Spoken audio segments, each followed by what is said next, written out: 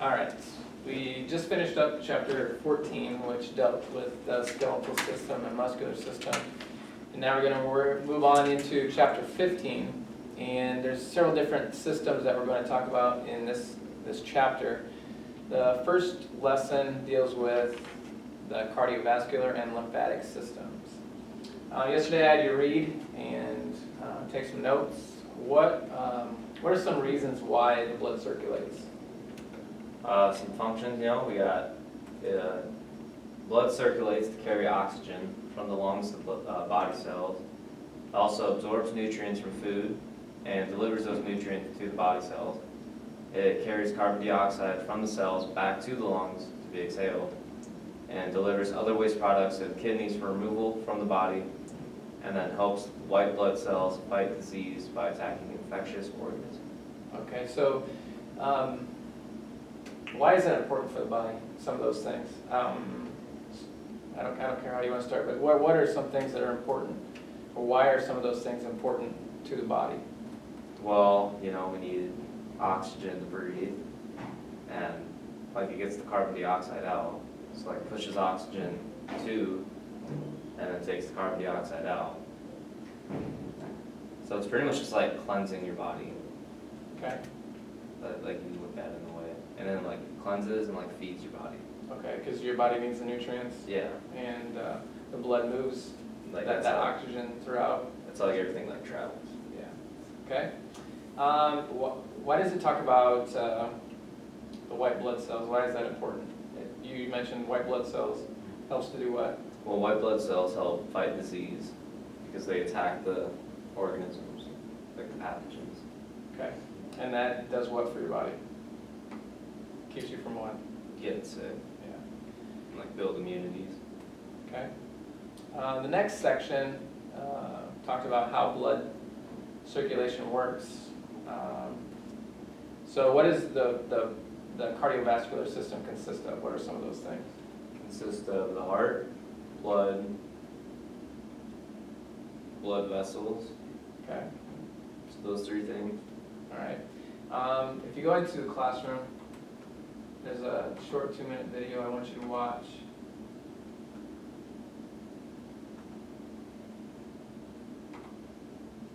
And you can use headphones or you don't have to use headphones. And then when you're done, I have a sheet that I want you to fill out, and that will talk about the circulation of the blood. All right, so you can go ahead and do that.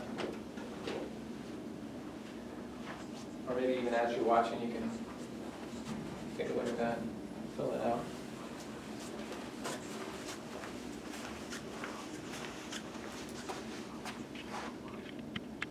Didn't quite get them all. Okay. You might be able to go back. So after going through the video, I want you to label it. Okay, if you have to go back, that's fine. And then I want you to just write briefly on your sheet, like describe the process that the blood follows and goes through the heart, just in general terms. All right, so if you need to go back and check that, go ahead. Something about like rich blood, or there's like blue blood came in. Rich blood came in. Right. So can you describe that process? Can you go through it? Maybe like a short paragraph, describe blood flow through the heart, what valves they go, wait, not necessarily the valves, but the different areas that they have to go through. And you're on the right track. It does come in like blue, and then it comes back from the lungs enriched. So take a few minutes and do that.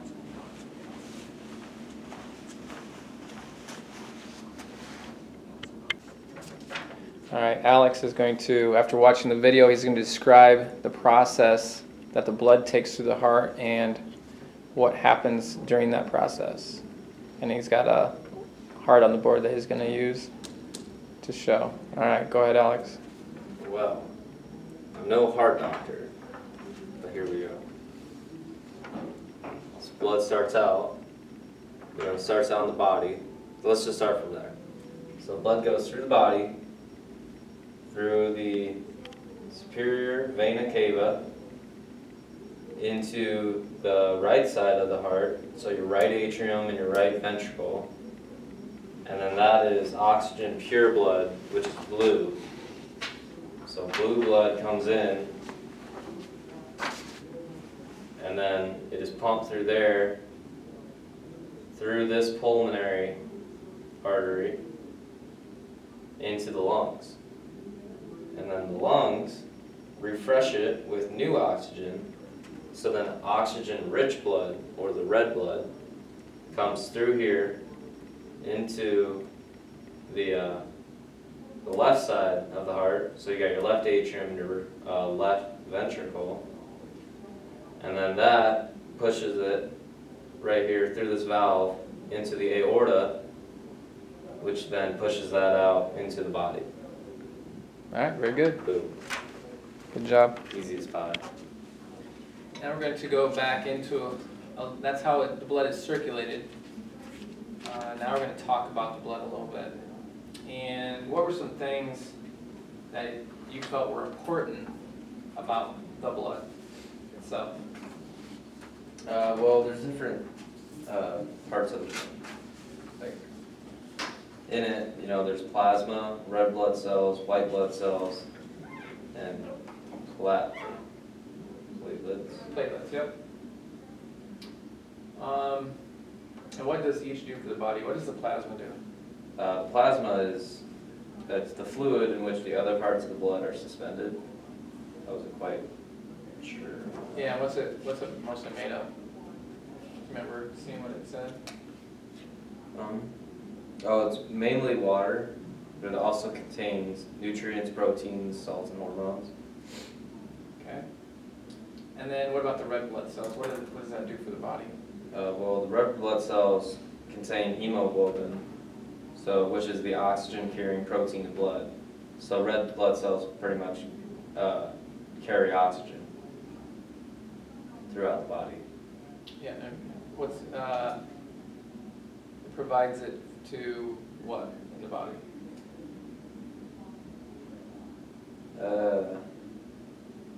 To lungs and tissue. Tissues, yep. Provides oxygen to the tissues so that the tissues can use the oxygen nutrients that are available, and then it goes back, and then it's switched and it goes back so it can be reused again. Does that make sense? Mm-hmm. Okay. All right, so we talked about plasma, red blood cells. What about white blood cells? White blood cells are what protect the body against infection. Okay. They do some different things. Some of them surround and ingest the pathogens. Some create antibodies to fight off pathogens, which then leads becoming immune. And they help with allergic reactions also. Okay. So white blood cells, when you hear of somebody that has a white blood cell count that's really high, what does that person usually have? A disease. Some type of infection? Yeah, because they're fighting it. Right, yeah. So when your white blood cell count is high, your body is fighting something to get rid of it. Yep. All right, and then the next one was platelets. Platelets are types of cells in blood that cause blood clots to form. So say there's a tear on your arm, then the platelets will go there and they will produce small thread-like fibers to trap nearby cells, so red blood cells or white blood cells. And then those form around the tear, and then they dry, and then that's what forms the scab. Okay, good. There's what's it called when somebody has problems creating those platelets and having that blood clot? Do you know? It might not be in your book. I don't know if maybe you knew it off the top of your head or not. No. If somebody has hemophilia, I've heard of that. yeah, then they have problems with their blood clotting. So then they have to make sure that they go to the doctor and get it checked out. Do they cut easily or something? I don't know if they cut easily, but if they do get cut, then you have to be really... Oh, I think my grandma had that, actually. Does she? Or my grandpa. Gotcha. Yeah, if they get cut, then, you probably should have to go to a doctor because... Yeah, you would bleed a lot. Yeah. And it would just be rubbing it on something, say fragile skin or something. Yeah. But he was just old, so. Interesting. All right, continuing with blood. What are the 4 types of blood? Well, You got type A, type B, type AB, and type O. Do you know what type you are? No, I do not. I don't either. I think I'm O, but I can't remember for sure. I've always wanted to find out. I haven't got tested for it. This was gonna be the year to find out, but then they like messed up on the blood drive thing. Gotcha. And then they talk about type O being a universal donor. What does that mean? Like they can give to anybody. Yeah. Like not every type of blood can receive. Right. Like I don't think A can receive B. No. Like AB can receive either A or B or Right. O. And then O you can. Only O can only take O. Yeah. Right. Yeah, that's correct. All right. Next little section there, they talk about blood vessels. What are some of the? They talk about three main types. What are they? There's arteries, capillaries, and veins. Arteries are blood vessels that carry oxygenated blood away from the heart. They branch into progressively smaller vessels called Arterials. arterioles, which deliver blood to the capillaries. And the capillaries are small vessels that carry blood from arterioles Yep. and to small vessels called venules, Right. which empty into veins. So the arteries go to capillaries, which go to veins. There's a vast network throughout the tissues of capillaries, and so there's a vast network of capillaries throughout the tissues and organs, reaching every blood cell. And sometimes they dilate near the surface, allowing heat to escape the body through the skin, and then like when it's cold, they don't dilate as much. Okay. So what do the veins do? Veins are what return the blood back to the heart. Okay, and that's when they were talking about in your video, the blue blood coming back, and then the arteries take out the red blood, which is oxygenated. And then the capillaries, what was the main function of the capillaries? They carry blood from the arterioles into small vessels called venules, which empty in the vein. So they're kind of in the middle. Yeah, they are, and that's when they make the switch from the oxygenated to the unoxygenated blood. That's where that switch happens. All right. Any questions about that? All right. The next section deals with how the lymph circulation works and the lymphatic system. What is, in general, what is the lymphatic system? What's it do? Just fight off diseases. Yeah, and why do you think, yeah, you're right. Sorry, I didn't mean to interrupt you. But why do you think they put that with the cardiorespiratory? Because like white blood cells are part of it. Yeah, good. All right, I have another video for you in the classroom. This is like about another 2-minute video that I want you to watch. Kind of talks about the lymph system. And I'm putting it there right now. Might have to refresh. Got it. All right, so I want you to watch that, and as you're watching that, I want you to think about some of the things that happen in the lymph system, and at the end, I'm going to have you maybe do a short summary on the video, okay? So go ahead and do that, and then we'll come back and talk.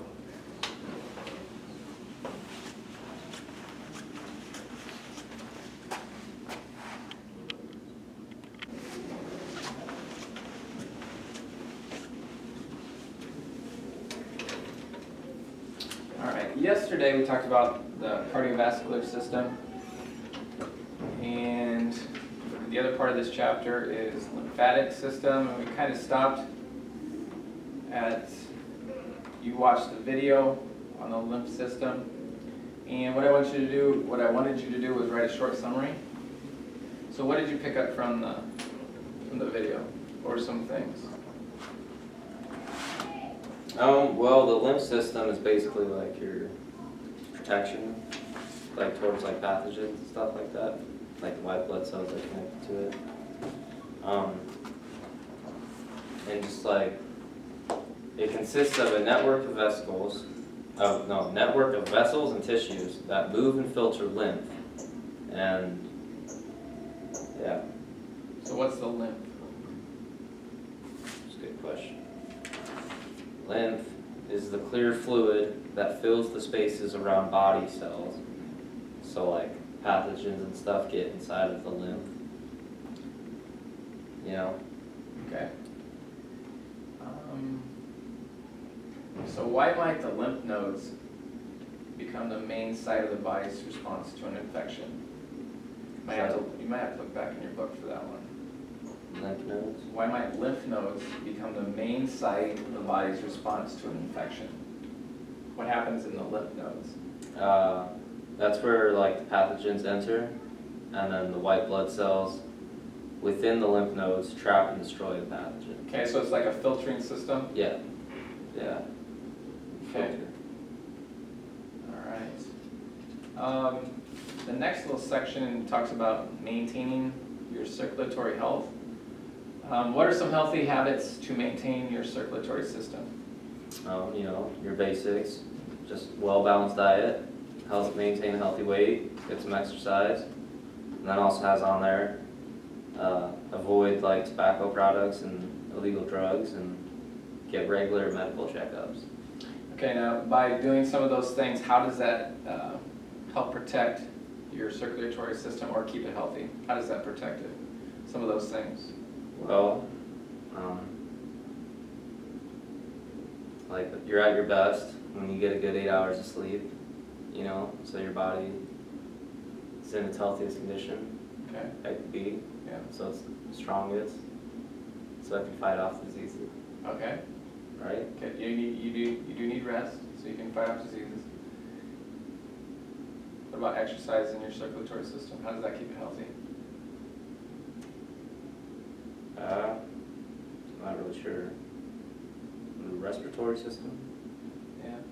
Well, you know, you get good like lung capacity and stuff like that. Okay. Yeah. So the exchange of carbon dioxide and oxygen in blood can work smoother. Mm-hmm. What is your heart, essentially? What is it? It's a muscle. Okay. So you need to exercise it, just Yeah. exercise your heart as well to keep it pumping more efficient. Mm-hmm. All That's right. why you gotta get good cardio. That's right. And then the next section, it talks about blood pressure. What is blood pressure and what does it measure? Blood pressure is the measure of the amount of force that the blood places on the walls of blood vessels, and particularly large arteries, as it is pumped through the body. Okay. And then it talks about systolic pressure and diastolic pressure. What's systolic pressure? Systolic pressure is the maximum pressure as your heart contracts to push blood through your arteries. Okay. And then what's the diastolic? The diastolic would be the pressure at its lowest point when your ventricles relax. And what's a normal blood pressure range? Your normal range would be 120 over 80. Yep. Okay, good. All right, the next two sections, it talks about cardiovascular system problems and lymphatic system problems. Just give me some examples of those, and maybe you don't have to give me all of them, but what are some things that, what are some cardiovascular systems that maybe are inherited? And let's start with that. What were some that you think could be inherited? I'd say maybe heart murmurs. Okay. And why do you think that? Oh. Or wait. No, I don't know too much. No, I don't think heart murmurs. What is a heart murmur? It's abnormal sounds that are made as blood flows through the heart. And some murmurs are due to a hole in the heart, or a leaking or malfunctioning valve. Okay. So I think that's more on your own, not like the family thing. Okay. You know, it talks about leukemia. Okay. So that's a form of cancer, which white blood cells are produced excessively to abnormally. Talks about that. Hemophilia. That's an inherited disorder. There we go. There you go. The blood does not clot properly. Bruising and uncontrolled bleeding may occur spontaneously or due to injury. Treatment for hemophilia includes injections that introduce missing clotting proteins into the blood. Okay. Here's what I would like you to do. I want you to Google some of those other ones and see if they're inherited or not inherited. Because you did find the one, and you know, see if heart murmurs are, and the other cardiovascular system problems like congenital heart defects. See if that one is varicose veins, anemia, and then leukemia. Did you say leukemia or no? Mm-hmm. Look those up and see if those are.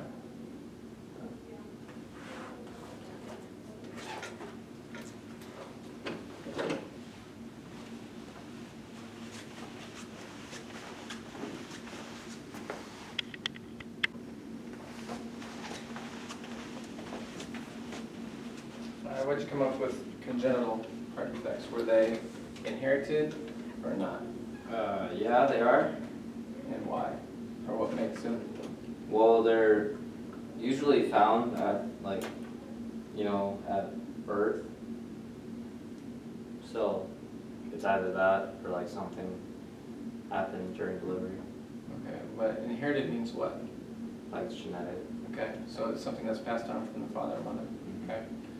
How about heart murmurs? No, they're not necessarily. Okay.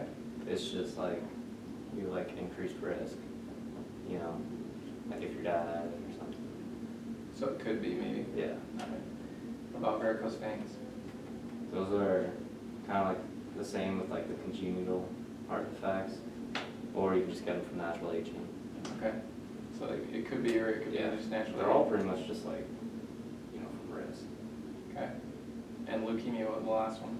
That one, it doesn't appear to be inherited, but some of the inherited genes can raise the risk. Okay. All right, and then lymphatic system problems. Those can range from mild to life-threatening. What are some examples of lymphatic system problems that you could get? Tonsillitis. Okay. An immune deficiency, and then Hodgkin's disease. Okay, what's immune deficiency? It's just when your immune system is weakened, you no longer protect the body against infection. Sometimes your body just can't make specialized white blood cells, so it's limiting your protection against infection. Okay, good. And your tonsils, have you had your tonsils out? You don't know? Then probably not. I don't know. Usually if you're younger, you get... I have no idea, dude. Probably not, to be honest. Yeah. Yeah, some people do and some people... I haven't had mine out. What about Hodgkin's disease then? It's also called Hodgkin's lymphoma, a type of cancer that affects lymph tissue found in the lymph nodes and spleen. Early detection and treatment is essential for recovery. And treatment may include removal of lymph nodes, radiation, and chemotherapy. Okay. So which one's a mild, probably case of lymphatic problem? What's a lymphatic problem? I'd say the tonsillitis. Probably, yeah. And then the other two are probably what? Probably a little bit severe. Yeah. Like Hodgkin's, you gotta get your, like, lymph nodes out. So it could be life-threatening. Yeah. Alright. Well, cause like that's where, cause the lymph nodes are where like, you know, it filters out those pathogens and stuff. Yeah. You're just taking that way. Yeah, so if you don't have those, what? Then you're probably more at risk of getting an infection. Yep. Alright, good. And then the last thing for this section, I have your worksheet here that I want you to do. And I'll give it to you and then get the directions to you. Then I'll let you work on it, and I'll come back and talk about it.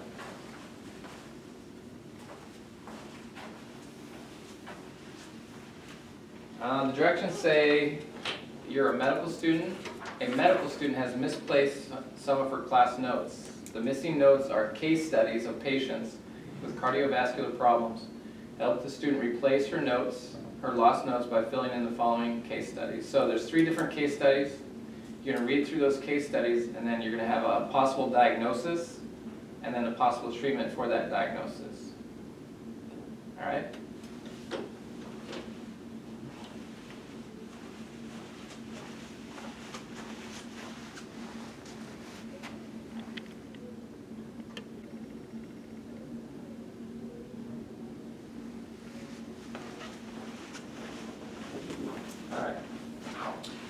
worksheet, the case of the missing notes, case study number 1. Go ahead and read that. Case study number 1, patient, 38-year-old male.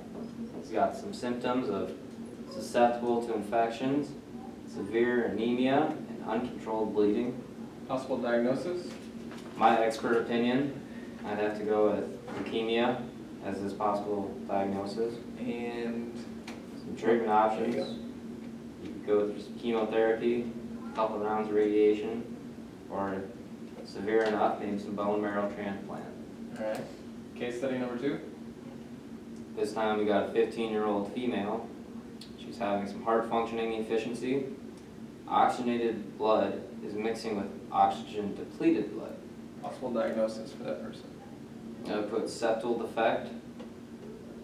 Some possible treatment would be medication and possibly surgery. Okay. Case. And last one, yep. 3. Patient, 39-year-old male.